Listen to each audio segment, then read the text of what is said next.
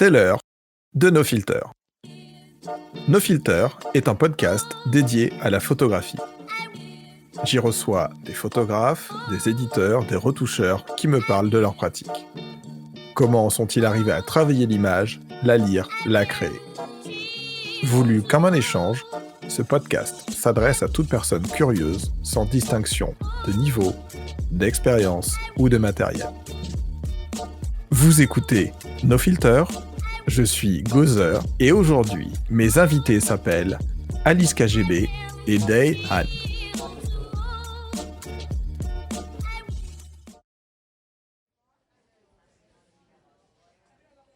Bonjour à vous et bienvenue dans ce 12e et dernier épisode de la saison dédié, vous l'aurez vu sur la vignette, aux géants et à l'application Instagram. Alors, pour ce dernier épisode de la saison, comme je l'ai dit, je m'entoure encore de deux acolytes.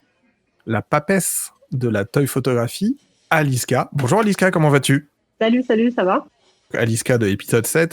Et mon acolyte, la personne avec qui j'ai de longs débats sur les profils colorimétriques dans Capture One ou quel est le médium qu'on doit utiliser entre Capture One et Lightroom. J'ai nommé Day Han. Bonjour Day Han, comment vas-tu? Eh ben, ça va bien. Aujourd'hui, on va parler d'Instagram. On a plusieurs petites questions, enfin j'ai plusieurs petites questions à vous poser. Le but de cet épisode est de vraiment essayer de faire un tour de l'application. Bien sûr, c'est une application qu'on ne présente plus, que tout le monde utilise, qui a d'une certaine manière révolutionné, on va dire, l'approche de la photographie, ou du moins écarté et donné de l'empan un peu plus au médium photographique au niveau du grand public. Avant de commencer, je vais juste faire le point sur Instagram très rapidement en utilisant 5 valeurs qui sont les suivantes. La première, c'est que Instagram est apparu pour nous le 6 octobre 2010 et maintenant traduit en 25 langues. La deuxième valeur sera le fait de la popularité d'Instagram, qui au début a été surtout très connu pour ses filtres de modification qui ont notamment influencé des presets Lightroom. Instagram et la censure. En 2014, une photo du sein de Rihanna est censurée par le réseau social et ne sera affichée, ne sera remis en place, tolérée par le réseau que 6 mois après. En 2016, l'algorithme fait son apparition dans Instagram et propose aux utilisateurs des photos qu'ils sont susceptibles d'apprécier. Et le dernier point, la popularité, à savoir que le compte le plus populaire sur Instagram est celui d'Instagram, qui a 382 millions d'utilisateurs, et que le 20 juin 2018, Kevin Systrom annonçait que l'application avait atteint plus d'1 milliard d'utilisateurs actifs. Instagram appartient depuis 2012 au groupe Facebook. Première question, alors je propose que l'ordre soit toujours le même, à savoir honneur aux dames, donc on va toujours donner la parole d'abord à Aliska et ensuite on la donnera à Day Han. Premier point que je voudrais voir avec vous, comment faire pour avoir un feed cohérent d'un point de vue d'un point de vue du feed tout simplement. Donc le feed, c'est l'ensemble du contenu que vous allez mettre et qui va comprendre vos photos, vos stories, vos lives, et notamment aussi ce qu'on appelle actuellement les BTS, les Behind the Scene. Première question, comment créer un feed cohérent? Alors, c'est gentil de me poser la question à moi en premier. Diane, elle a des très très jolis feeds. Oui, c'est vrai, j'aime beaucoup. Maintenant, moi, me concernant, j'ai 2 comptes Insta. Un qui est plutôt, le compte le plus populaire, donc celui de la toy photographie, où je ne compose pas spécialement de feed, puisque de toute façon, tout ce que je poste est cohérent. En fait, ce n'est que de la toy photographie, donc c'est toujours plein de couleurs, tout pimpant. Et du coup, c'est pas du tout gênant en fait de poster au fur et à mesure des shoots. En revanche, mon autre feed, mon autre compte Instagram, sur lequel je passe mon travail photographique, là, j'essaie toujours de créer un feed cohérent. Je passe par une application, voilà, comme beaucoup de monde, je pense. Il y a une application en fait qui te permet, il y a plusieurs applications qui te permettent de préparer ton feed à l'avance. Ce qu'Instagram ne permet pas, puisqu'Instagram, il aime bien le côté instantané de la chose, il aime bien qu'on puisse poster au fur et à mesure, au gré de ses envies. Mais non, voilà, il y a des applications qui trichent un peu et qui te permettent de le faire. Et donc voilà. Honnêtement, j'ai pas quelque chose de particulier en fait. C'est juste au feeling. Je regarde si ça match ou pas ensemble et voilà. Mais peut-être que Dehan, il a plus de méthodes et j'ai envie de l'entendre. Toi, tu utilises, parce qu'on en avait déjà discuté avec Déane avant que je lui donne la parole, toi, tu utilises une application comme Planoly Oui, qui permet de planifier de planifier c'est tes ça. shoots. La mienne, c'est Preview. La tienne, c'est Preview. Alors, il existe Lettergram, Preview, Planoly. Il y Enfin, en a il plein, existe ouais. différentes applications qui fonctionnent dans l'écosystème Facebook et qui permettent effectivement de planifier un shoot et de s'assurer. C'est quelque chose qui est apparu ces dernières années, de s'assurer qu'effectivement, dans son feed, quand on regarde le feed de manière générale, c'est une forme particulière. Toi, Déane, je sais que tu as plusieurs comptes. On reviendra d'ailleurs sur cette question, peut-être un moment de combien de comptes on a de manière individuelle. Mais toi, Déane, pour tes comptes, tu travailles comment? Au début, je m'en fichais complètement.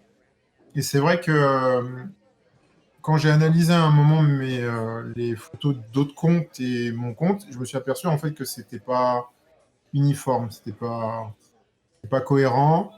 Et tu t'aperçois en fait que les feeds dans Instagram, c'est soit tu fais un code couleur, tu as le code couleur que tu reprends tout le temps, soit tu mets exactement un thème comme Aliska qui fait de la taille photographie.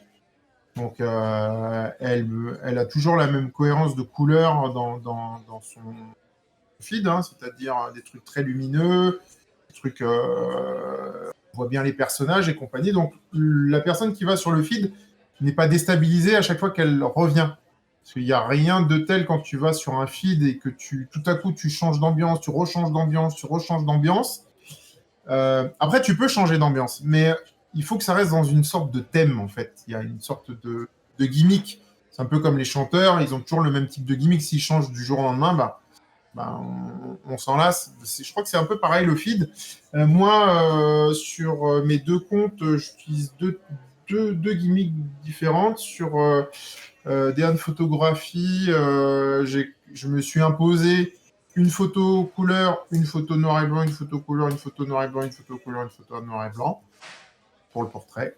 Et sur Dehan, là, sur mon compte, mon approche cinématographique de la photo.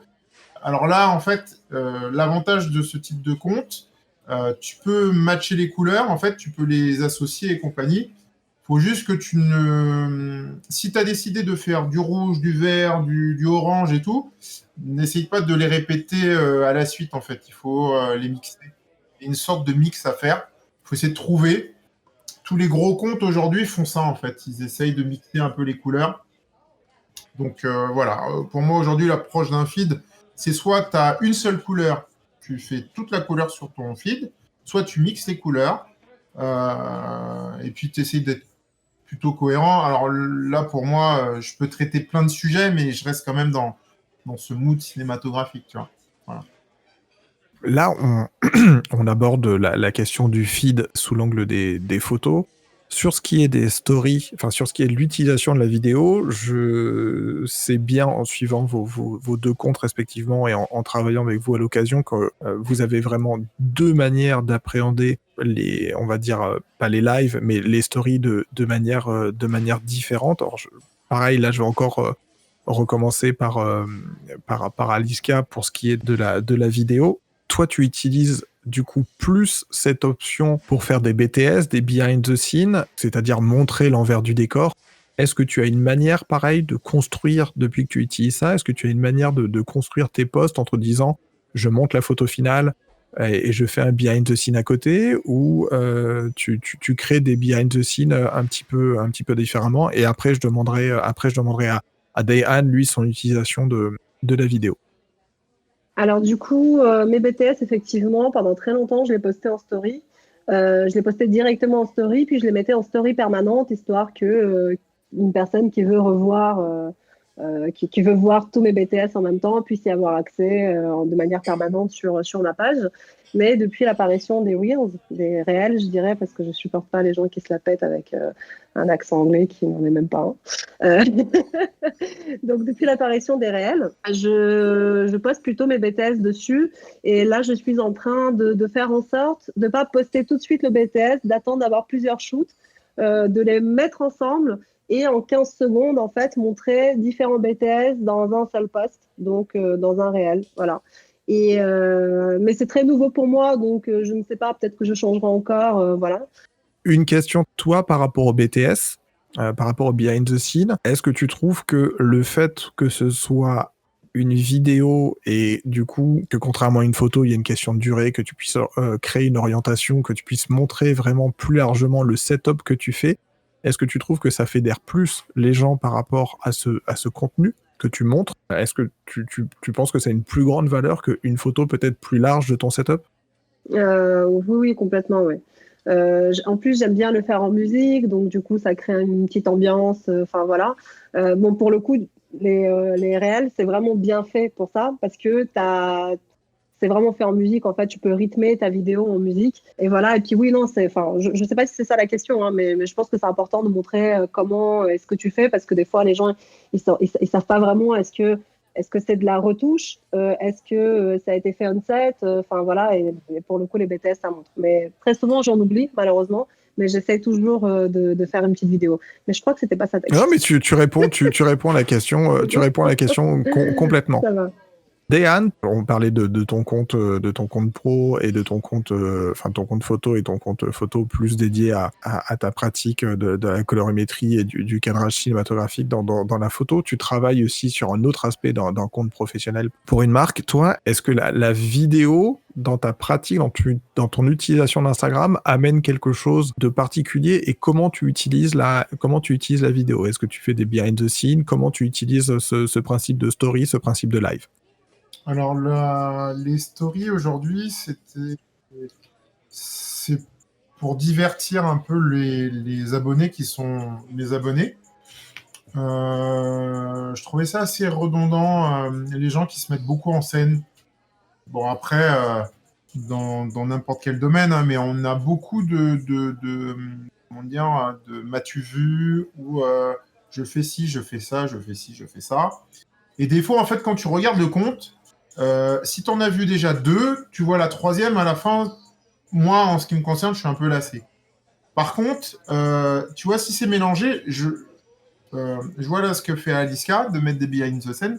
Je trouve ça super intéressant parce que ça permet aux abonnés de voir l'envers du décor de la photo. Donc ça, à terme, c'est ce que je vais faire. Par contre, je garde toujours ma ligne directrice aujourd'hui. Si je poste de la vidéo via les stories, c'est pour divertir, pour apprendre, pour faire découvrir des choses que les gens n'ont peut-être pas l'habitude de voir ou pas, ou faire rigoler. Et c'est vrai que j'ai quand même une petite communauté qui me suit. On sent que les gens veulent voir ce que j'ai mis en story. C'est tout à fait différent je vais mettre de la musique. Ça peut être... Alors, sur mon compte mon compte, la photo un peu cinématographique, je commence à mettre énormément comment dire, de rappels dans le cinéma. Je fais découvrir des films, je fais découvrir de l'envers du décor. Donc, je commence à structurer un peu ce compte, tout en faisant découvrir d'autres choses aussi, hein. Là, on aborde une question qui, elle, fait couler beaucoup d'encre et beaucoup de followers et fait aussi couler beaucoup d'argent. La question est comment faire grandir un compte, les différentes méthodes pour faire grandir un compte. Le principe du feed était intéressant puisque si vous avez un feed qui est décousu, c'est peut-être un peu compliqué de venir se passionner pour un compte et d'avoir envie de le suivre. Pour autant, quelle que soit la nature de votre feed, la nature de votre production, la question reste comment créer une communauté autour de votre travail, comment faire grandir votre compte. Aliska, comment faire grandir un compte et est-ce que tu penses qu'il est nécessaire d'en venir à de l'achat de followers et de l'achat d'audience? Alors, bon, tout d'abord, ça, c'est un truc où tout le monde l'entendra partout, mais c'est une vérité universelle. si tu veux faire grandir ton compte, ait déjà un contenu intéressant. Parce qu'un contenu, comme tu as dit, qui est décousu ou qui n'a pas de sens, malheureusement, ça ne va intéresser personne, sauf si tu es une star internationale, auquel cas les gens s'en ficheront et te suivront pour ce que tu es et non pas pour ce que tu postes. Et même là, voilà, tu peux très vite perdre ton public. Donc, avoir un contenu cohérent, avoir un contenu intéressant. Alors, il y a quelque chose que les gens, ils aiment bien, en dehors de l'aspect visuel, ils aiment bien venir pour, comment dire, alors ça serait un peu réducteur de dire la gratuité, mais quand un compte donne des conseils, lorsque tu as des tips, etc. à donner, c'est toujours un compte plus populaire finalement. Enfin, ce compte-là devient plus populaire que celui qui n'a absolument rien à donner, et voilà. Donc, les gens, ils aiment bien venir, non seulement pour regarder des belles images, mais aussi pour voir, ah tiens, comment tu fais ça, etc. Donc ça, c'est la première des choses. La deuxième des choses qui est hyper importante, c'est de fédérer une communauté ou alors intégrer une communauté déjà existante. Parce que malheureusement, beaucoup de gens ont ce truc un peu... voilà, tout est acquis. J'arrive sur Instagram, je suis déjà quelqu'un, je fais des belles photos, donc forcément, les gens, ils me doivent des follow et des likes. Or, ça se passe pas comme ça sur Instagram, fort heureusement d'ailleurs, puisque sont des communautés et des sous-communautés qu'il faut intégrer. Il faut discuter avec des gens, il faut faire connaissance avec des gens. Il faut avant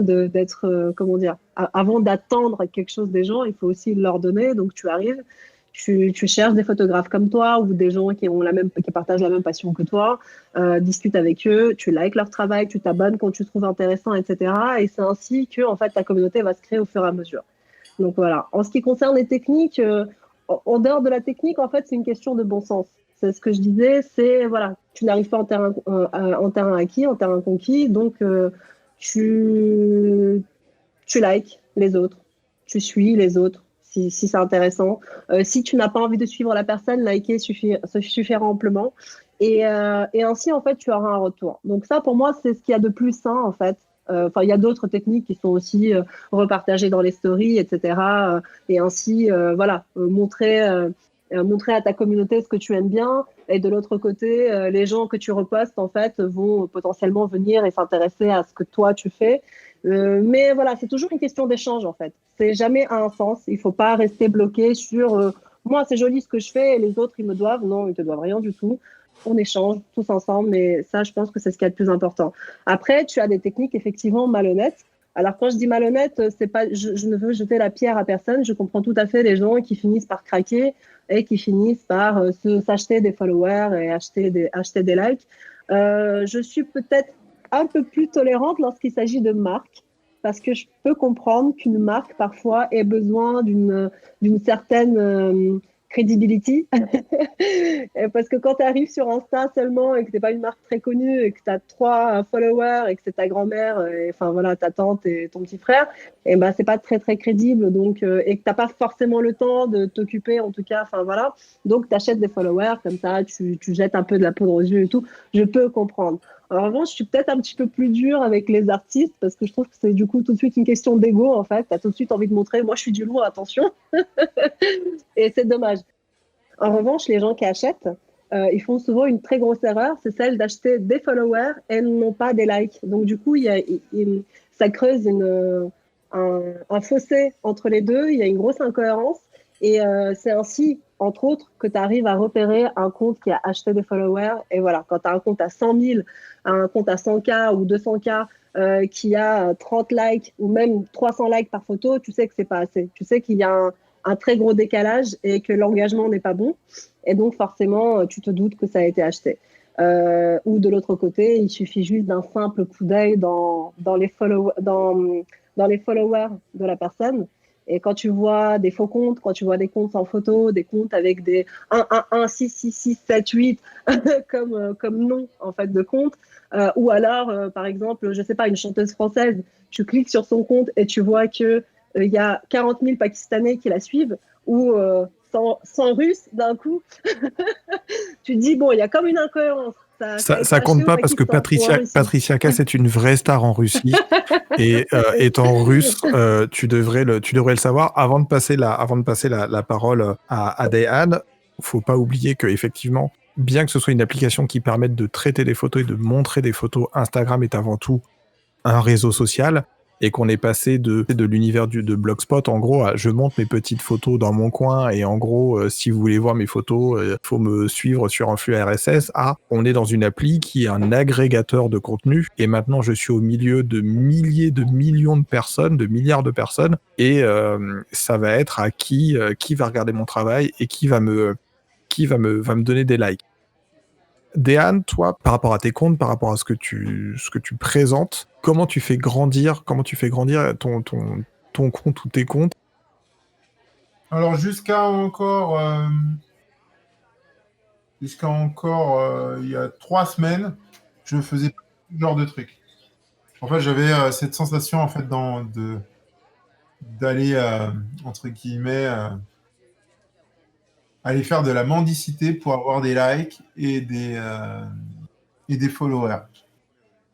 Bon, le game a changé. J'ai eu une longue discussion avec Aliska à ce sujet, qui me disait mais non, il faut que tu ailles voir les autres comptes et compagnie, parce que c'est vrai que ce qui se passe aujourd'hui, quand tu postes une photo, il faut savoir que les premiers likes qui arrivent, généralement, ce sont soit des bots qui viennent te liker. D'ailleurs, quand tu postes, tu dis tiens, lui il m'a déjà liké, c'est incroyable. J'ai à peine posté la photo, il m'a déjà liké. Et en fait, les bots, pour les plus connus, il y en a plein, mais en fait, dans ton logiciel de bot, tu mets les hashtags que tu vas te suivre et tu dis au bot, il faut me liker toutes les photos qui a 0, par exemple. Et avec un intervalle de 60 secondes. Moi, je suis jamais tombé dans ce jeu-là parce que je trouvais que voilà, cette sensation de tricher, je me suis dit que le compte est 5 personnes, 100 personnes, 200 personnes, 1000 personnes, c'est pas un problème. Par contre, comme je gère le compte d'une marque, moi, le compte, il a grandi tout simplement en postant du contenu de qualité et en mettant aussi un truc qui marche bien. Ça, c'est vrai. Les vidéos, mettre des vidéos sur les posts, mettre des posts en vidéo, et ben Instagram favorise vraiment tes vidéos parce que les personnes passent du temps sur ta page. Potentiellement, ils peuvent voir des pubs. Et bizarrement, j'ai commencé à avoir énormément de likes. Petite question, et je t'en donne la parole tout de suite, par rapport aux produits de la marque, donc généralement, de ce que je comprends, c'est que généralement tu mets des photos qui présentent l'utilisation, les vidéos que tu mets en ligne sont pareilles dans la suite de ces photos-là, à savoir de l'inspiration, dire voilà, ça c'est l'image de la marque, est-ce que ce sont des vidéos de storytelling, ou est-ce qu'en gros on voit le produit tourner sur un cube magique et il fait un 360? Moi, je mets jamais de vidéo de produits. Je trouve qu'aujourd'hui, quand tu vois les stratégies des grandes marques, soit tu postes ton produit, mais dans un certain contexte, dans un contexte storytelling, mais poster ton produit pour poster un produit, tu le regardes bien. Hein. Tu vas regarder le compte une fois, 2 fois, et puis ça va te saouler. Par contre, si tu mets un truc en lien avec ton produit qui est porté et qui est animé, où il y a une action, où tu as quelqu'un qui le porte dans un certain... qui est assez contextualisé, je trouve que ça donne de la valeur au compte. Et c'est comme ça que tu commences à suivre le compte. Parce que chaque jour, voilà, pour le compte en question, les gens, on les voit en action. On voit ton produit dessus, mais on parle plus de l'action que ton produit. Donc en fait, tu mets en valeur ton produit, mais tu parles plus de l'action. Je pense qu'aujourd'hui, c'est ça la méthode. Effectivement, le principe du storytelling, quand on regarde les différents, je pense que vous serez peut-être pas forcément d'accord avec moi, mais quand on regarde les différents réseaux, Facebook est un réseau vieillissant, pour ne pas dire maintenant, par rapport à une certaine frange de la population, un réseau de vieux. Et les shops sur Facebook, les boutiques sur Facebook, semble-t-il, ont moins de retours, de validation, de visites, de rebond, on va dire, que les pages commerciales d'Instagram, où même si au final, au global, on a une proportion de rebond qui est moindre, on a tellement de population qui passe dessus que ça reste quand même beaucoup plus rentable d'avoir une page boutique, on va dire, sur Instagram. Le point, justement, par rapport à comment faire grandir son compte, est-ce qu'il existe un moment idéal en fonction de son contenu pour poser son post, pour ce qui relève du rythme de publication? Aliska disait qu'elle utilise... Tu m'as dit que c'était Preview, c'est ça? Preview, oui, tout à fait. Mais Preview ne poste pas à ma place, hein, attention. Petit point, il y a 2 types d'applications. Donc, il y a des applications comme Planoly. Il y a des planificateurs, si on peut dire. Et l'autre, on va dire, il faudra retrouver un nom, mais on va avoir des applis qui, soit d'un côté, vont vous dire, OK, même si vous n'êtes pas connecté à votre téléphone, vous pouvez planifier votre post et le post va se mettre tout seul avec tel et tel hashtag, le texte que vous voulez, le format de photo que vous voulez, et d'autres qui seront plus des reminders entre guillemets sur lesquels on va dire moi j'ai envie de faire ce post demain à 11h et le lendemain à 11h on a un petit push-up qui apparaît dans notre téléphone disant hey, pour rappel, aujourd'hui, c'est ce post que vous voulez mettre en avant et le post est prêt, on n'a qu'à le valider, rechecker une dernière fois et le pousser à l'édition. La question est du coup, est-ce que en fonction du contenu qu'on fait, puisque là on est sur un cas où on a Aliska qui fait de la toy photographie et Dehan qui lui travaille sur différents types de comptes, dont un compte d'une marque, est-ce que vous avez des moments précis pour poster ? Est-ce que vous attendez parfois d'avoir 3-4 images en disant là je me fais un batch cette semaine A, semaine B. Semaine A, je vais me faire un batch de 4-5 images et je vais les poster à des rythmes spécifiques sur la semaine B, ou au contraire, est-ce que vous postez quand vous avez envie, ou voilà, là j'ai envie de poster ça, là je viens de finir ce shoot, je le poste. Alors, j'ai remarqué, donc j'avais des plages horaires qui étaient plus intéressantes que d'autres pour poster au niveau de l'engagement.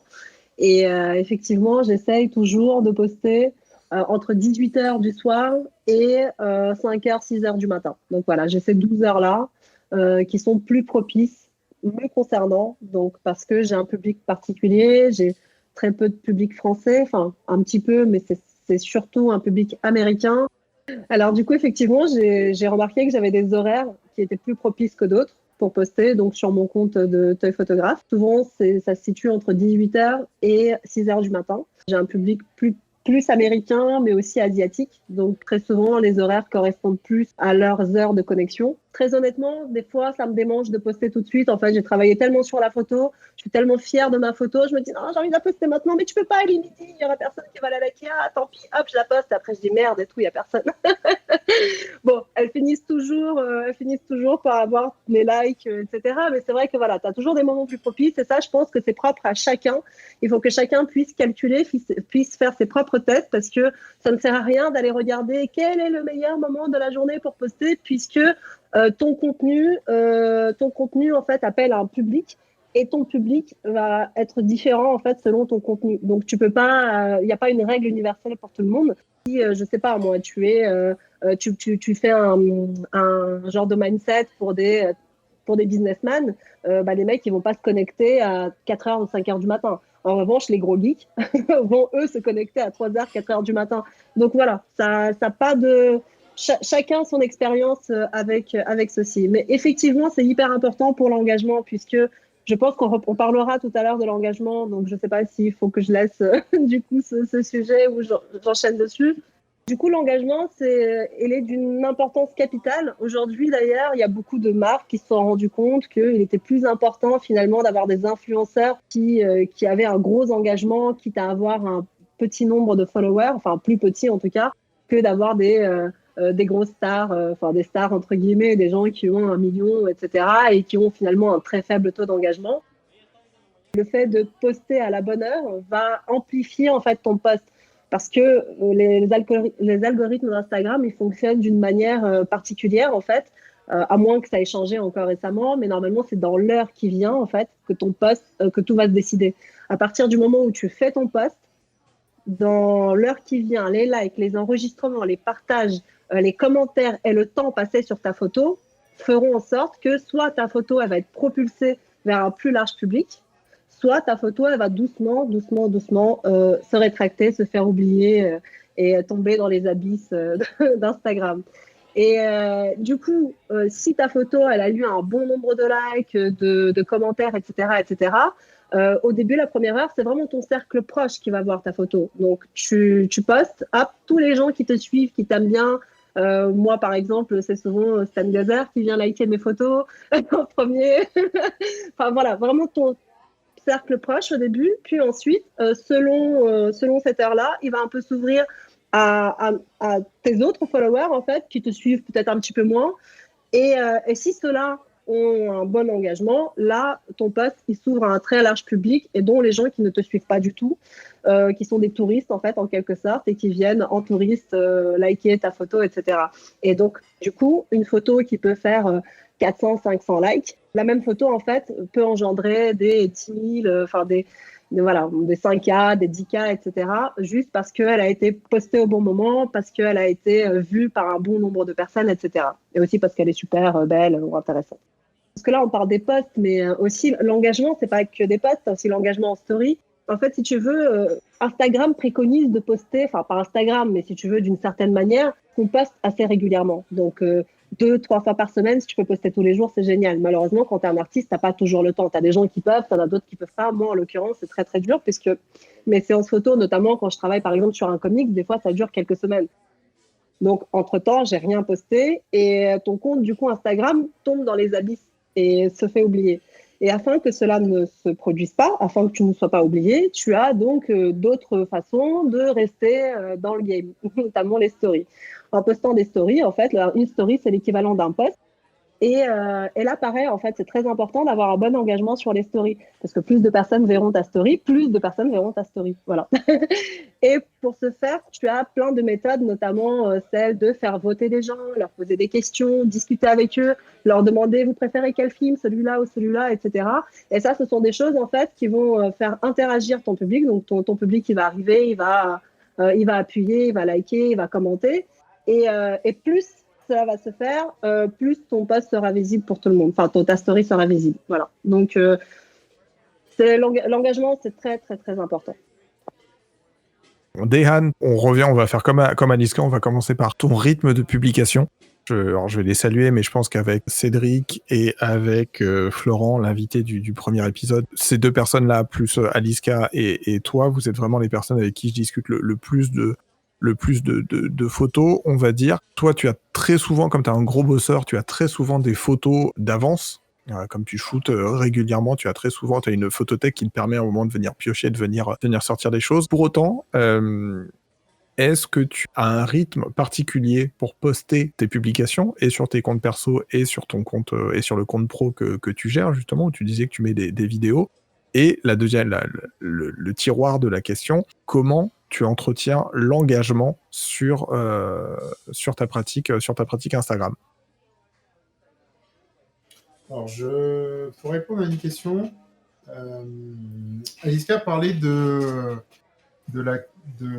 d'application tout à l'heure, Pianoly, et tu Preview. disais quoi Elle parlait de Preview.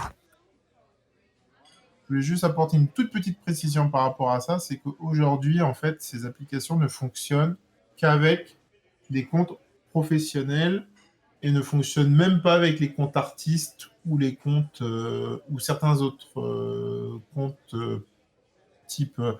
Il faut que le compte soit professionnel. Il faut qu'il soit identifié professionnel, marque ou quelque chose comme ça.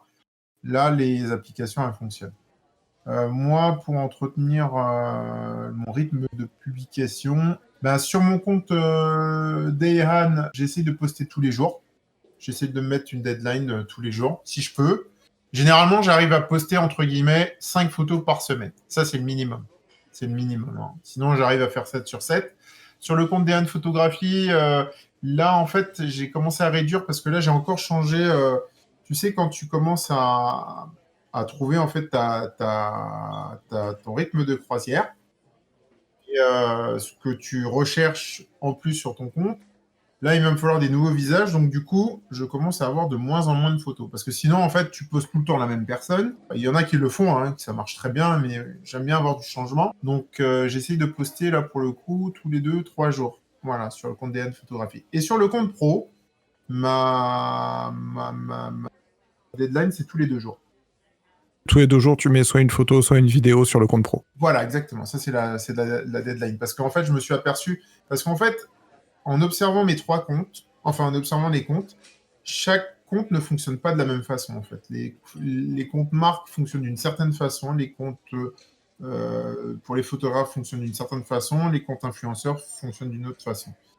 Et c'est vrai que quand tu commences à comprendre un peu l'algorithme en fait de Facebook, tu vois, j'ai essayé plusieurs fois d'adapter ce que je faisais sur le compte pro, sur le truc, ça ne marche pas du tout.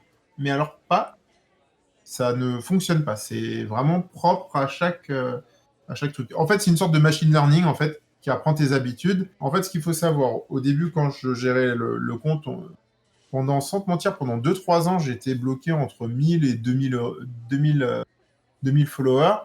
Et tout à coup, quand j'ai commencé à prendre ce rythme et de poster en fait des photos qui se ressemblaient, en fait, Instagram en fait, te propose des paliers. Au début, par exemple, si tu as 200 followers, il va te présenter à, je sais pas, une communauté de 100 followers, et ainsi de suite. Il ne te présentera pas à plus de personnes. Et au fur et à mesure que tu passes des steps en fait, dans Instagram, il t'ouvre les portes à d'autres paliers. Et c'est comme ça en fait que tu t'aperçois que tu as plus de likes et tout. Moi, sur le compte pro, à un moment, j'étais bloqué à 30 j'aime.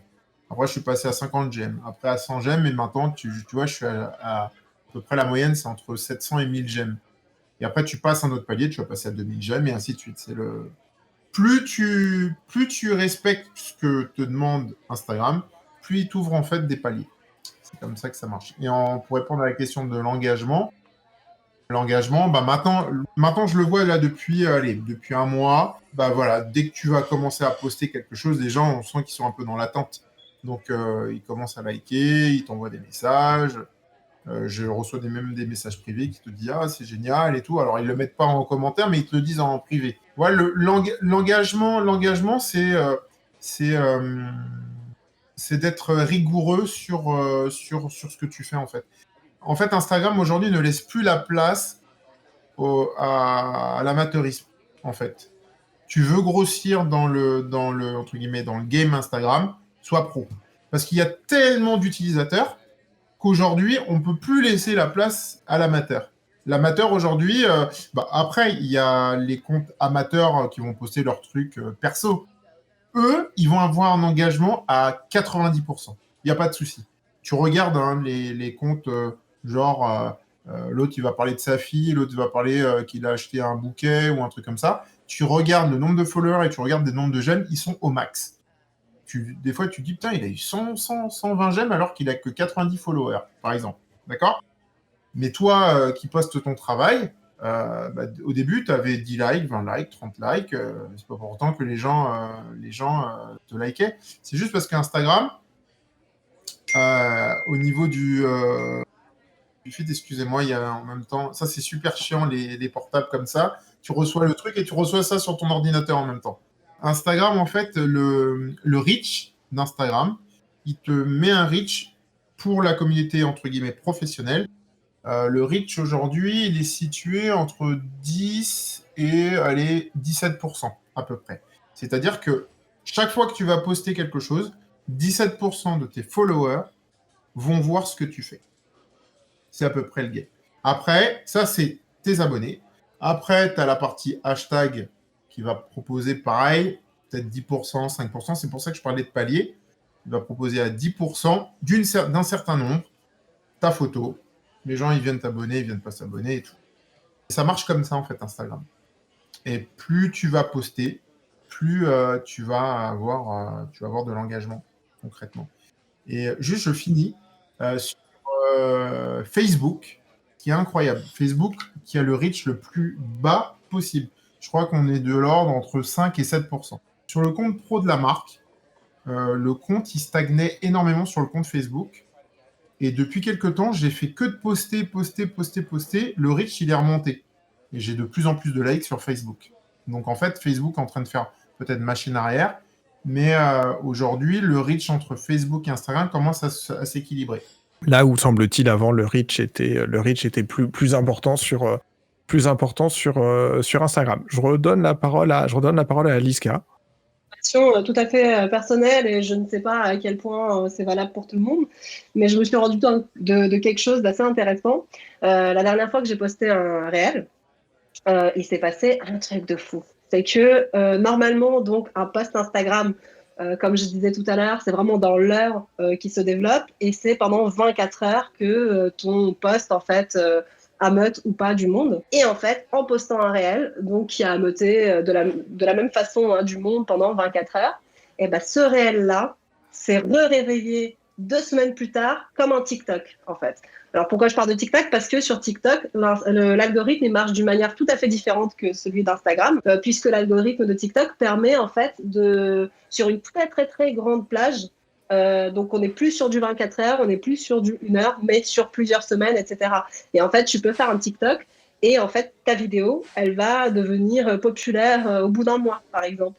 Ou alors, elle peut se réveiller un autre mois plus tard et d'un coup devenir populaire. Donc, c'est assez rigolo de voir que Instagram, visiblement, fait la même chose. Alors, pourquoi je dis ça? Parce que lorsque mon mari s'est connecté avec son compte, 1 semaine ou 2 semaines plus tard, après après que j'ai envoyé le réel, eh ben, il a encore revu dans son fil d'actualité. Et ce jour-là, il y a plein de gens qui ont recommencé à liker mon réel qui était déjà oublié depuis presque 2 semaines.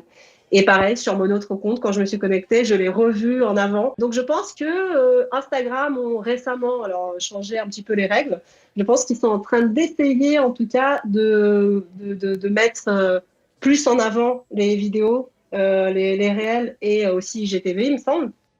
C'est fort probable. Instagram veut garder sa place de leader sur un certain segment. Ça reste quand même un réseau social qui est extrêmement populaire dans différentes couches sociétales, et il voit forcément d'un mauvais œil ce que fait TikTok, et il essaye de récupérer un petit peu le retour de bâton que ramène TikTok. Mais là, on rentre dans le dernier axe de cet épisode. Est-ce que vous avez constaté, et qu'est-ce que vous pensez de ce qu'a mis en place Instagram avec la disparition des likes, et est-ce que ça a un effet sur les communautés? Alors, votre communauté, donc celle qui est autour de votre communauté de followers, mais est-ce que la disparition des likes modèle différemment les communautés auxquelles vous vous frottez, en fait? Ça ne m'est pas arrivé, c'est arrivé à très peu de gens que je connaisse. Euh, j'ai même entendu parler des gens qui ont eu le retour des likes alors qu'ils avaient disparu puis sont revenus comme par magie quelques temps plus tard. On n'en parle plus trop. J'ai pas l'impression que c'est quelque chose qui va s'abattre sur tout le monde comme ça. Je ne pense pas que ça soit une très bonne idée. Je sais qu'on n'est pas forcément d'accord avec Déane là-dessus, puisqu'on en avait déjà discuté. Mais je ne pense pas que ce soit une très bonne idée, puisque c'était censé, en fait, de faire en sorte que les personnes qui sont sur Instagram soient un petit peu moins comptent un petit peu moins sur les likes, enfin voilà, soient un peu plus eux-mêmes, et qu'ils arrêtent de complexer par rapport au nombre de likes, etc. Quoi qu'il arrive, il me semble que ceux dont les likes ont disparu, ils peuvent quand même voir les centaines et les milliers de likes. Voilà, donc c'est quand même séparé par catégorie. Donc le complexe sera, quoi qu'il arrive, présent, parce que entre telle personne et une dizaine d'autres personnes ont liké ça, et 15 personnes ont liké ça, moi je vois aucune différence, honnêtement. Ensuite, voilà, je suis pas spécialement pour. Maintenant, bon, bah, ça arrive, tant pis. Mais il y avait ce côté un peu que je trouve un petit peu jouissif, en fait, quand tu reçois des likes comme ça par milliers ou par centaines, qui est dommage. Mais d'ailleurs, aujourd'hui, avec la nouvelle la nouvelle mise en pardon, la nouvelle mage d'Instagram, je trouve ça. Du coup, ils ont un petit peu changé, ils ont mis tout ce qui est vidéo en bas, tu as même une boutique Instagram, alors qu'avant, d'ailleurs c'est rigolo parce qu'à la place de la petite croix que tu appuyais pour poster, aujourd'hui on a mis des réels. Enfin, c'est quand même très significatif, il me semble, de ce qui se passe sur Insta. Tu reçois les notifications, il est placé en haut, et je ne sais pas si c'est fait exprès ou si c'est un bug pour le moment, mais du coup je vois pas arriver les likes, en fait. Et j'aimais bien, moi, j'aimais bien les petits trucs rouges comme ça qui s'allument d'un coup, et tu fais il pleut des likes. Moi je ne l'ai plus. Du coup c'est un petit peu triste. Enfin, je l'ai, mais voilà, ça apparaît des fois non. Voilà.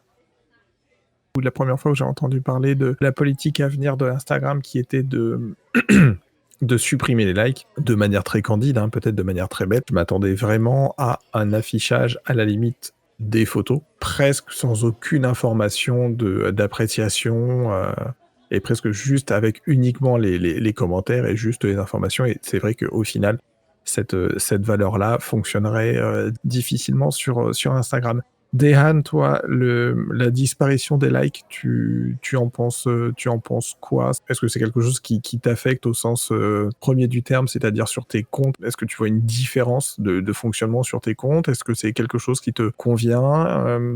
Ta position sur le sujet? Alors, la disparition des likes ne concerne, maintenant j'en suis à peu près à 90% sûr, ne concerne que les grandes marques, les marques et certains influenceurs. Les photographes, on va dire les personnes lambda ne seront pas affectées. La suppression des likes est arrivée parce que il y avait de l'abus sur le réseau social, il y avait de la triche, notamment l'achat de followers, l'achat de likes, l'achat de bots et compagnie. Et du coup, on est rentré dans une sorte de course au like pour ces fameux influenceurs qui se faisaient, entre guillemets, rémunérer à la popularité d'un post ou d'un compte. Mais on a découvert un peu l'enjeu, l'envers du décor. On a vu qu'il y avait énormément de faux influenceurs qui avaient gonflé artificiellement leur compte à travers de l'achat de likes et de followers.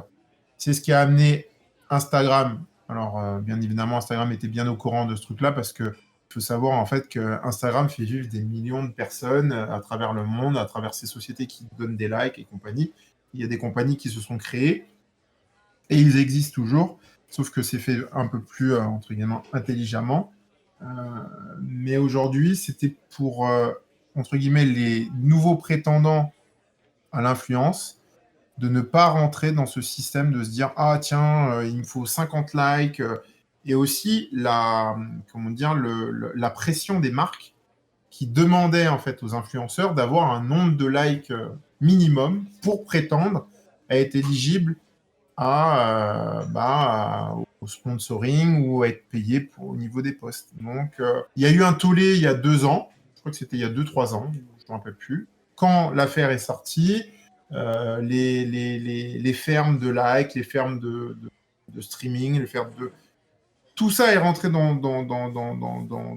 au grand jour, et Facebook a réagi en disant, aujourd'hui, donc, vu que les likes, vu que les gens sont omnibulés par leur Popularité. par leur contenu, par leur popularité. Et aussi, il y avait un autre mot qui était mis en avant sur Instagram, c'est la dépendance au réseau social.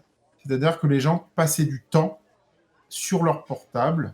C'est pour ça qu'aujourd'hui, tu as dans Instagram ton temps d'activité, le temps d'activité que tu as passé sur Instagram, qui fait pour te sensibiliser, pour dire tu as passé 6 heures aujourd'hui sur Instagram, 10 minutes. Bon, c'est très hypocrite, mais ça a le don d'être là. Mais tout ça a participé à ce truc-là. Donc, mon positionnement, je trouve que à la fois, pour ceux qui sont impactés, hein, par exemple, moi, sur le compte de la marque, je vais vous le montrer, moi, je suis totalement affecté. Je n'ai pas accès aux likes. Juste une seconde, parce que moi, sur ton compte pro, je les vois, les likes. Donc, en fait, c'est quand toi, tu es sur le compte, tu ne vois pas les likes des autres. Mais moi, quand je vois ton compte pro, je vois parfaitement le nombre de likes par photo. Donc là, pareil, je vois pas trop l'intérêt. Voilà. Je vois pas l'intérêt. Alors là, c'est marqué. Donc là, le compte, c'est marqué aimé par ça et des milliers d'autres personnes. J'ai pas accès au nombre. T'as pas accès au chiffrage, t'as pas accès à la data complète, quoi. Mais ça, c'est pour ça que je te dis que je pense que c'est principalement les marques et peut-être les gros influenceurs qui sont impactés, parce que je suis susceptible, parce que du coup, j'ai passé cette barrière des 12K, 13K et compagnie, donc ils considèrent, c'est surtout aussi les marques qui ont des gros engagements. Si jamais je devais faire appel à un influenceur, je peux pas avoir accès en fait à son nombre de likes si éventuellement je dois le sponsoriser ou le payer. C'est la transition parfaite. Il y a un premier palier qui est les 1000 premiers followers. Ensuite, il y a un deuxième palier qui est les 10 000 followers. Donc, le premier cas est les 10K. Et on a vu, avec l'abus dont parlait Dehan, que certains comptes, et comme le disait très bien Liska aussi tout à l'heure, quand on arrive sur un compte et qu'on se retrouve avec un certain nombre de followers et que sur la dernière personne ou sur les dernières photos postées par la personne, on se retrouve avec 200, 300 likes et pas de commentaires ou 1 ou 2 commentaires, il y a un problème. J'entends la notion par rapport à une marque qui débute. Une marque, aujourd'hui, viendrait se mettre sur Instagram. Maintenant, Instagram est quand même là depuis un certain temps. Est-ce que vous pouvez me parler de ce qui se passe? Parce que moi, je n'y arriverai jamais, mais on ne sait pas. est-ce que le fait de passer à 10K, ça donne des avantages particuliers par rapport à son profil? Est-ce qu'on a des fonctionnalités particulières? Est-ce qu'on peut mettre des liens, des choses en particulier? Et on en a déjà un petit peu parlé du fait que effectivement les marques en ce moment essayent d'avoir plus des influenceurs de niche, à savoir, on va faire rapidement la différence entre l'influenceur de niche et le mass influenceur. C'est-à-dire que les marques préfèrent avoir 2, 3, 4 personnes qui vont avoir peut-être de 1 à 8K ou de 1 à 5K et donc qui vont avoir un taux d'engagement assez important plutôt qu'un influenceur monstre qui, lui, va être à 200K, mais au final, ça se noie dans la communication et c'est moins fonctionnel. Aliska, sur les paliers de profil, ton compte de taille photographie, il est à combien de followers? Alors, il est presque à 12K. Joli. Merci. Du coup, oui, effectivement, à 10K, tu as juste un truc qui s'ajoute finalement, c'est celui de pouvoir mettre des liens pour swiper dans la story. Donc le fameux swipe up qui est toujours très attendu. Maintenant, c'est vrai que par palier, en fait, tu as certaines choses qui changent, mais ce ne sont pas des choses aussi, c'est pas des trucs aussi gros que le fameux swipe up. Par exemple, pour travailler sur plusieurs comptes, pour avoir travaillé, par exemple, sur le tien, quand je fais des reposts de magnifiques photos que je trouve, qu'on trouve au gré du hasard sur Instagram, je ne peux pas reposter trop de photos au même moment, on va dire, dans les 10 minutes, parce qu'il va considérer que c'est du spam. Parce que c'est un petit compte. Voilà, c'est un compte à 400 followers presque, mais voilà, Instagram n'aime pas trop ça. Il dit non, là, tu es en train de spammer, calme-toi. Alors que moi, j'ai plein de photos à poster, donc On t'a micro perdu, je pense. je suis obligée de me calmer un peu, d'arrêter et puis de revenir un petit peu plus tard pour continuer à poster. En revanche, plus ton compte est gros, bah, moins tu rencontres ce genre de problème. Voilà. Donc, en fait, Instagram te fait confiance plus lorsque ton compte est plus gros, forcément. Ça veut dire que t'es validé par Instagram à partir du moment où... Et alors, si ton compte, il avait été tout nouveau et qui venait d'être créé, tu n'aurais pas pu beaucoup liker avec, tu ne peux pas ajouter énormément de gens avec, tu ne peux pas reposter énormément de gens en les marquant dans la story parce que, voilà, on considère que tu es tout nouveau, on ne te fait pas encore confiance. Voilà, c'est une question de confiance, en fait, au fur et à mesure. Quand tu commences à avoir 1K, 2K, 3K, forcément, on te laisse plus grand... on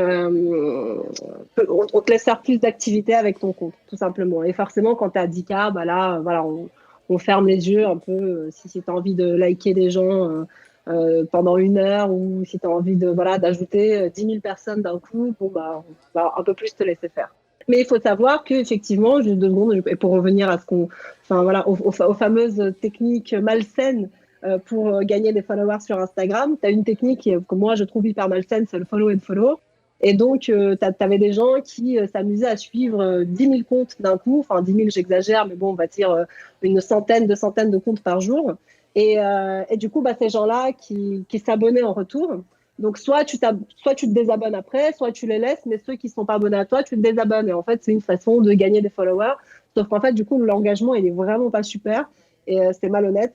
Et puis aujourd'hui, tu as des applications qui te permettent de voir que tu as fait ça. Donc en fait, les marques souvent aujourd'hui utilisent ce genre pas d'application, pardon, mais ce genre de logiciel, de site en fait, tout simplement. Et tu payes, mais tu mets le nom de la personne, donc de l'influenceur. Et là, tu vois tous ces méfaits, tu les vois. Voilà. Donc c'est un peu déconseillé quand même.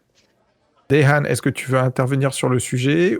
Palier de 1K, 10K, toi, savoir sur ton compte où tu en étais, est-ce que ça avait pu modifier pour toi, si tu voyais des avantages, effectivement, un certain nombre de followers. Et les influenceurs de niche, on en a déjà parlé, donc au final, on passera directement après à la dernière question.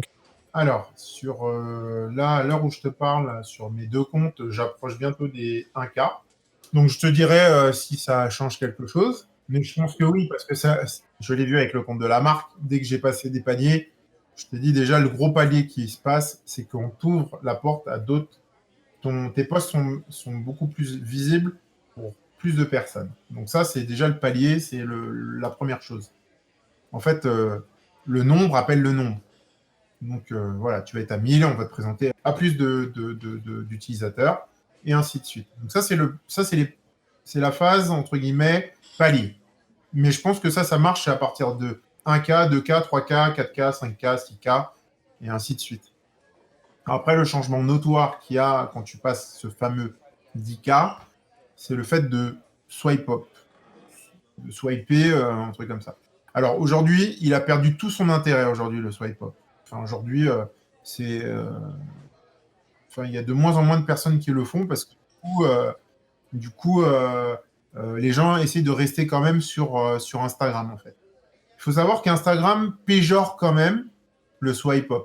C'est ce qui est incroyable quand même. Quand tu vois les experts du réseau social, ils expliquent que plus tu vas sortir de la plateforme, plus tu vas être péjoré. Plus tu restes sur la plateforme, mieux tu vas être mis en avant. Voilà. Donc si tu swipe up pour aller sur d'autres sites, il va te péjorer. Alors il va pas te péjorer si tu le fais 2 fois dans la journée. Mais si tu le fais tout le temps, tu vas avoir ton engagement baissé. Voilà. Donc c'est pour ça, pour moi, les paliers, c'est ça. Aussi, le palier, c'est, comme disait Aliska, c'est, voilà, tu vas avoir plus, d'autorisation à faire plus de choses. C'est-à-dire que celui qui commence, il a 10K et qui commence à ajouter 5000 personnes, il va se faire bloquer. Et ainsi de suite. Tu as 1000K, il estime que voilà, tu peux ajouter tant de personnes. Mais c'est normal, sinon, en fait, tous ceux qui ouvrent des comptes peuvent arriver rapidement à un nombre de followers. Aujourd'hui, Instagram veut que tu travailles, en fait. Ça a un principe de garde-fou et de pyramide inversée où tu commences petit, et ce qui au final est assez simple parce que ça reste quand même un réseau social et une plateforme qui gère beaucoup d'utilisateurs. Donc tu ne peux pas permettre effectivement à quelqu'un qui vient d'arriver de faire tout et n'importe quoi. Alors là, on aborde le dernier point de cet épisode qui est Instagram, la censure et les algorithmes, et faire un petit point sur ce qui est censuré, ce qu'on sait qui est censuré sur le réseau social, et ce qu'on pense et comment on imagine que l'algorithme fonctionne. Alors, Instagram actuellement censure énormément la représentation du corps féminin, notamment des seins, notamment des tétons. Il y a eu différents mouvements il y a un mouvement qui, si je dis pas de bêtises, s'appelait Free the Nipple, libérer les tétons, et au contraire, les corps masculins sont très peu censurés. Donc, quand on regarde Instagram, de manière générale, on a aussi des profils, des comptes qui peuvent s'apparenter soit à de la photo de charme, soit à des choses qui sont plus, plus hardcore, qui s'apparentent peut-être plus à de la pornographie ou des choses comme ça. Donc d'un certain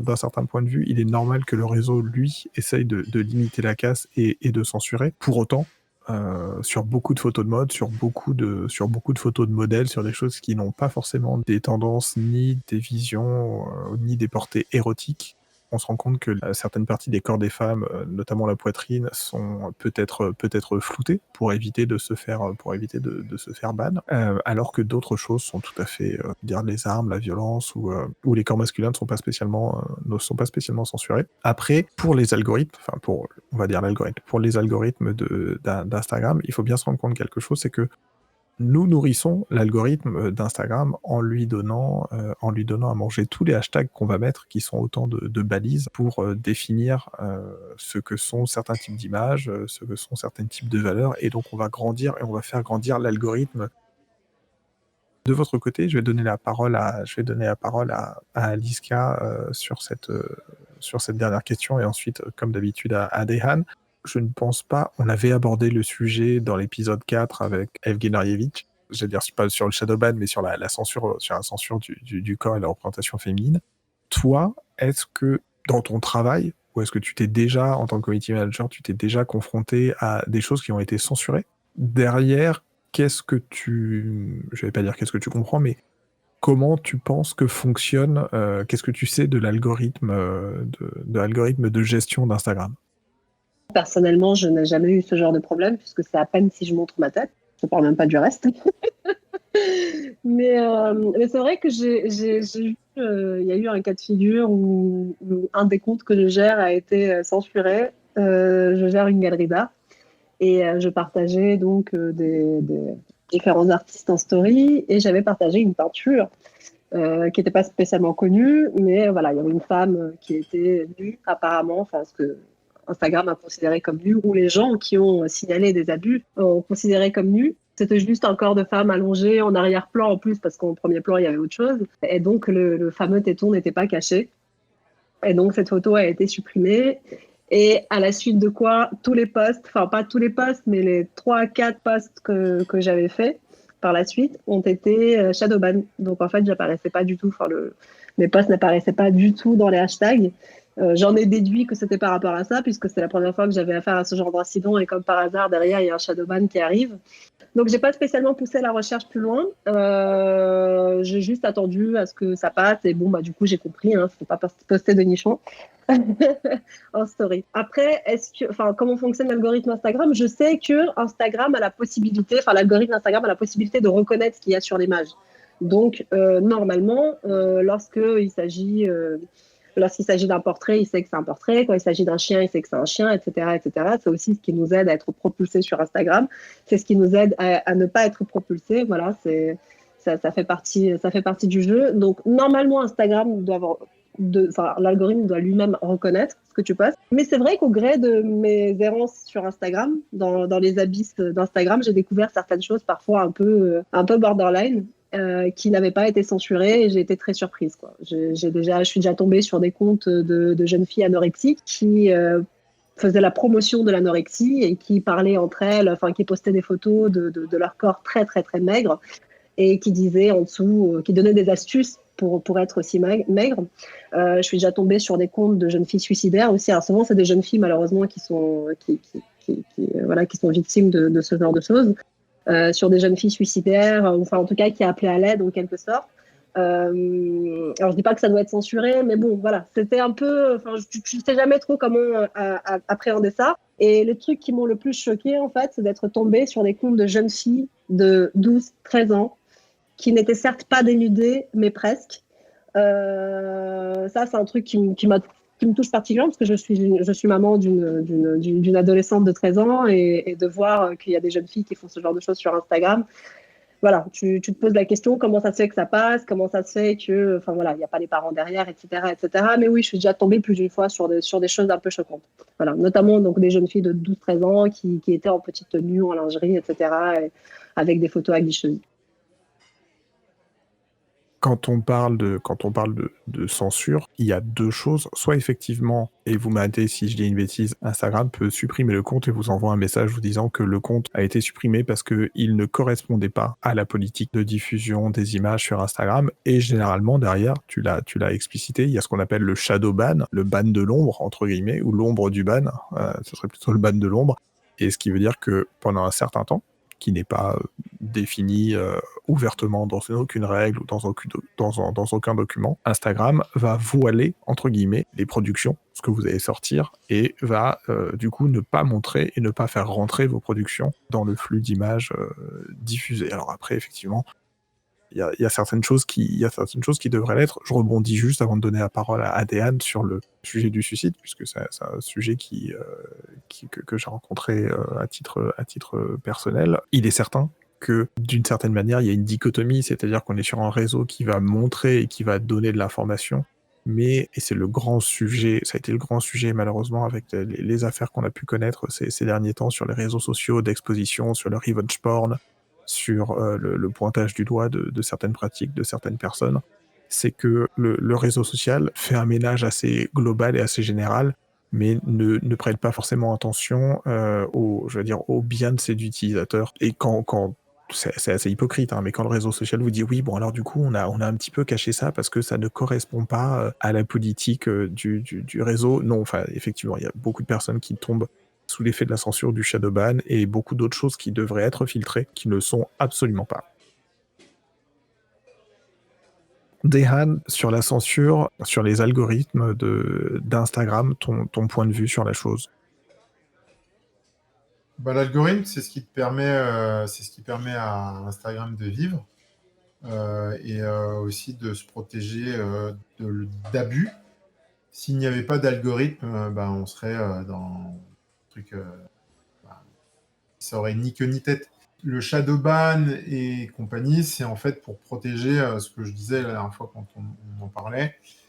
C'est pour éviter tout ce qui est, la pornographie, hein, c'est ce qui peut contaminer un réseau social.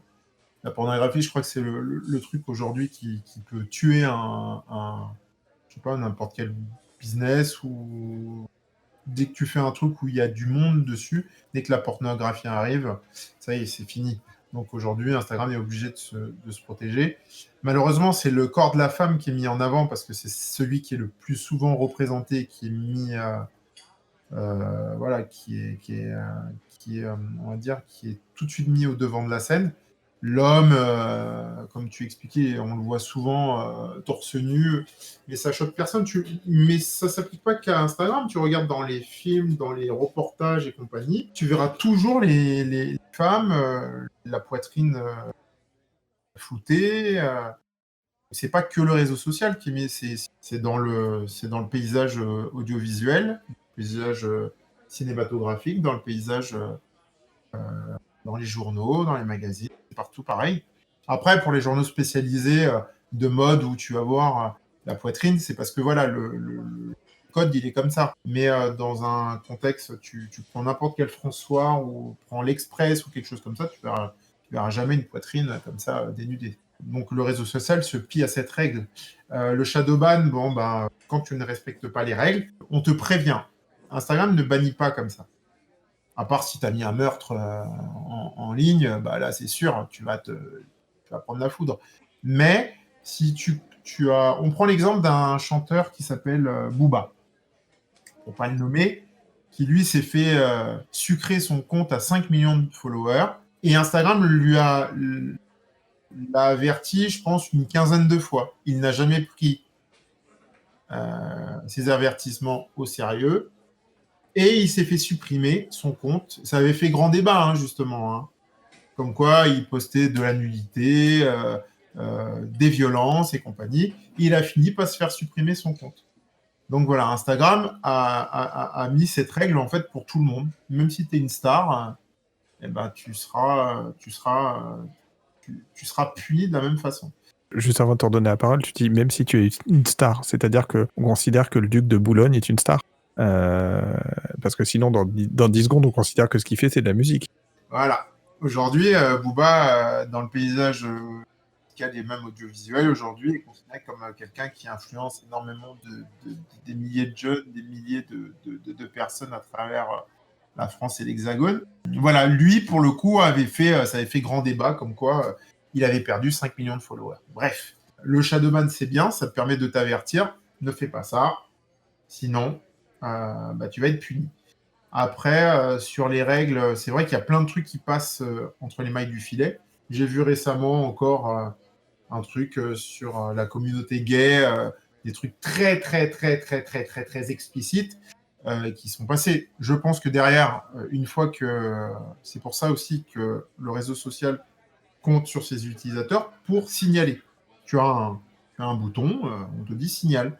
Et plusieurs fois, j'ai signalé des contenus. Derrière, le truc a été supprimé des comptes.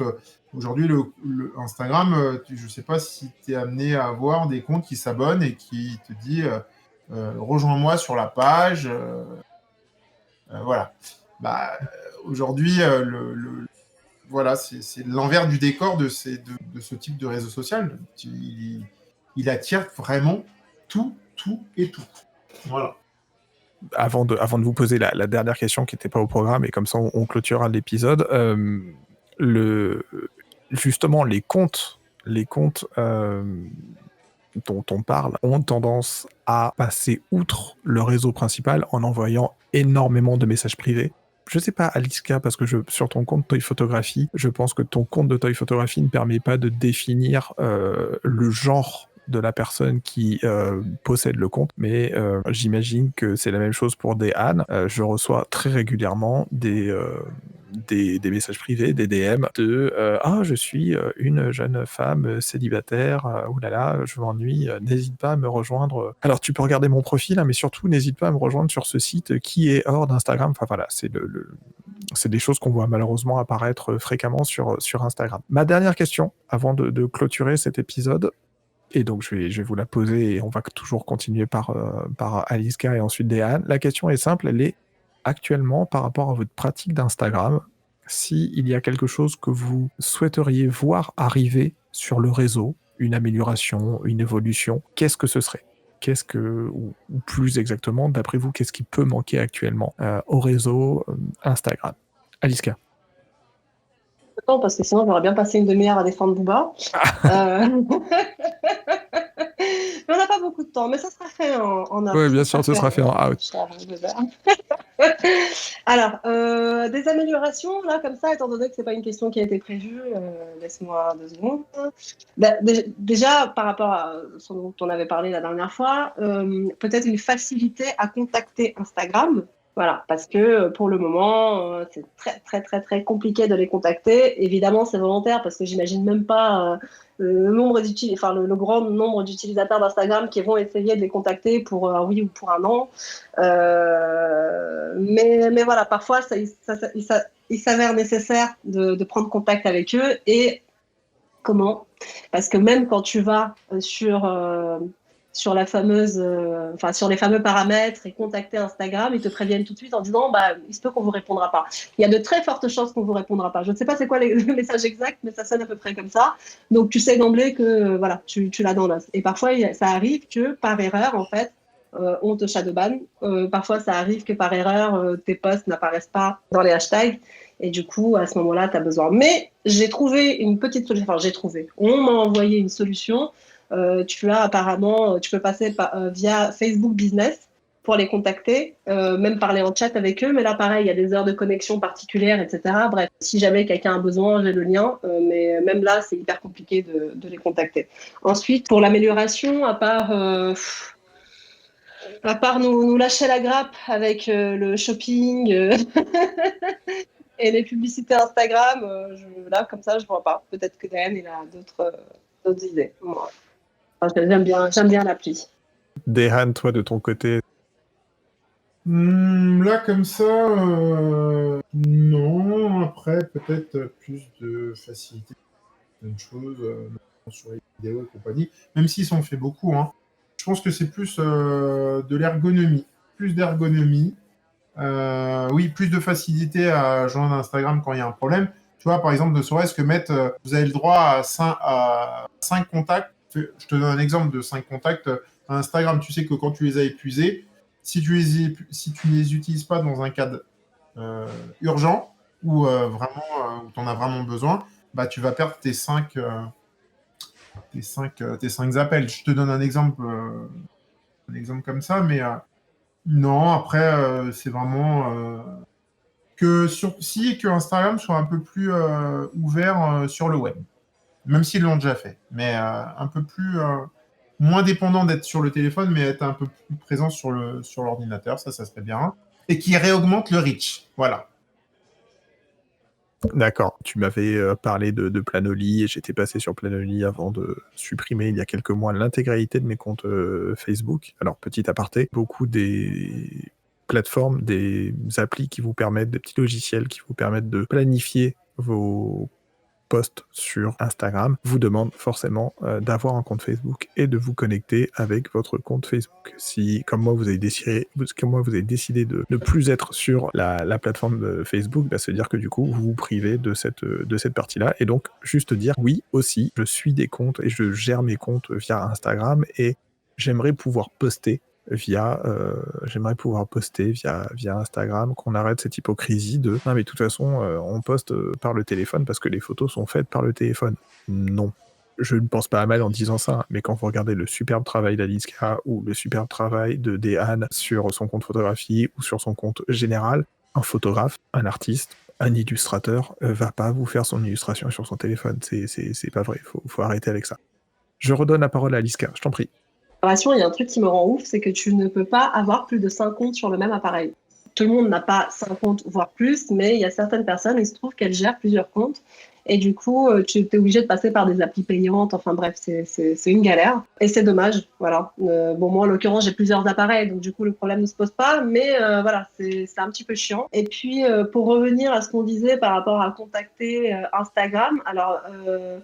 un autre truc, c'est que là, récemment, j'ai une amie qui a perdu son compte Insta, qui n'était pas énorme, mais enfin voilà, elle avait ses petits 1000 followers, elle en était très contente, parce qu'un méchant hacker russe a réussi à casser son code et a donc rentré et récupéré son Instagram. Impossible de le récupérer. Et ce qui s'est passé, c'est qu'elle a joint toutes les infos à Insta.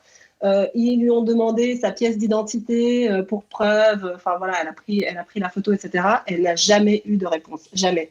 Enfin, c'était pas si récent que ça, cette histoire. Ça date de quelques mois. En quelques mois, aucune réponse. Évidemment, entre-temps, elle s'est créée un nouveau compte et voilà. Mais je trouve ça un peu dégueulasse, en fait, de se dire que au final, un hacker peut arriver. Alors, c'est de ta faute, évidemment. Tu n'avais qu'à pas cliquer sur le fameux lien. Ah, tiens, viens voir ma grosse poitrine. Je ne sais pas ce que c'était comme lien où elle a cliqué, mais enfin, bref. Et donc oui, c'est de ta faute, mais de l'autre côté, Instagram devrait pouvoir assurer un peu plus de sécurité à ses utilisateurs, notamment donc voilà pour des questions comme ça. Et puis surtout, moi par exemple, demain je perds mon compte, franchement, oh là là, je sais pas si j'aurai le courage de tout recommencer. Donc voilà, c'est un petit peu flippant, voilà.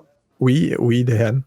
Alors aujourd'hui, je vous rassure, aujourd'hui, il y a quand même pas mal de choses pour se protéger, notamment moi, pour la marque. Aujourd'hui, tu as la double sécurité qui te permet en fait de protéger ton compte. Alors, il va l'assurer peut-être à 70% parce que il y a toujours moyen, mais ça augmente, vraiment, ça t'assure quand même un certain confort et une certaine sécurité à protéger tes comptes. C'est la double sécurité, c'est dans vos paramètres. Tu choisis, donc on te dit par double identification, excusez-moi. Donc alors, c'est beaucoup plus sécurisé. Par contre, c'est beaucoup plus contraignant quand à chaque fois, quand tu veux, je sais pas, rouvrir ton compte sur un autre compte, voilà, tu as des codes qu'il faut noter, que tu dois envoyer. On t'envoie des mots de passe sur ton compte par email et compagnie. Mais en même temps, c'est la règle de la sécurité. Donc, il y a cette possibilité de sécuriser tous vos comptes pour éviter de vous faire pirater, parce que c'est-à-dire que la personne récupère ton email, par exemple, mais elle n'a pas ton téléphone. Donc, Instagram va envoyer un code pour savoir si c'est bien toi, et te dit, et elle va te donner un code pour pouvoir le rentrer dans le réseau social et ainsi de suite et tout. Par contre, c'est vrai que quand tu te fais pirater plusieurs fois, on en a vu plein qui ont perdu leur compte sur une erreur, soit c'est des mots de passe basiques. C'est très bien d'avoir mis tout un tas de sécurité et du coup, tu as très peu de chances de perdre ton compte, mais si cela arrive, parce qu'il y a quand même une chance ou plutôt un malheur, et ça arrive, du coup, c'est très difficile de le récupérer. C'est là-dessus qu'il devrait aussi faire un travail de pouvoir les contacter, pouvoir, voilà. Parce qu'ils ont mis un truc en l'occurrence, à envoyer la pièce d'identité, etc., pour prouver donc, que tu es bien titulaire de ce compte, mais derrière, plus rien. Et c'est pas la première histoire que j'entends de ce genre. Donc là, c'est mon ami, c'est arrivé à mon ami, mais j'ai déjà entendu ces histoires-là. Et c'est pour ça qu'il est important, par contre, du coup, il est important de bien lier son compte Instagram avec son compte Facebook, parce que du coup, Instagram peut vite vérifier en fait l'identification. Alors que quand tu as tout ton compte Instagram, c'est compliqué. Ok, effectivement, c'est vrai que comme les deux appartiennent au même groupe, ça permet de fonctionner comme ça. Aliska et Dehan, un très grand merci de votre participation pour ce dernier épisode de la saison qui permettait d'aborder le sujet d'Instagram. Comme je vous ai en live tous les deux pour ce 12e et dernier épisode de la saison, je tenais à vous remercier tout particulièrement parce que vous êtes les deux personnes qui m'avaient énormément accompagné toute cette année et sans qui, je n'ai pas peur de le dire, sans votre confiance, sans votre bienveillance, sans le fait aussi parfois de écouter les épisodes que je vous envoyais avant pour que vous me disiez ce que vous pouviez penser du montage, tout ça. No Filter ne serait pas ce qu'il est actuellement. On va se retrouver l'année prochaine pour la saison 2. Comme Aliska disait qu'elle voulait laver et sauver et défendre l'honneur de Booba, la vraie question est, est-ce que quand on peut dire des choses comme « si les meilleurs partent en premier, pourquoi suis-je toujours en vie ?» ou alors, un petit peu plus trash, « tu as aimé sucer ?» J'ai aimé Césaire. Bon, l'antillais que je suis a un petit peu de mal avec cette dernière phrase. Peut-on vraiment défendre une telle personne ? Vous aurez les informations dans la saison 2, du coup, de No Filter. On se retrouve l'année prochaine. Je vous fais des gros bisous à tous. Bonne fête de fin d'année. Un très grand merci à vous tous. Et je vais redonner la parole à Aliska qui, je pense, veut défendre son rappeur favori. Je t'en prie. De ce qui se passe à côté, en fait, ce que vous savez pas, c'est que pour enregistrer cet épisode, j'ai dû passer à côté de l'épisode 6 du Mandalorian, qui est en train de se regarder à côté, voilà, et j'ai les bruits, c'est terrible, c'est vraiment terrible. Je suis désolé. Mais il y a un traître dans la pièce d'à côté qui regarde Mandalorian sans moi. Voilà, il fallait que vous le sachiez.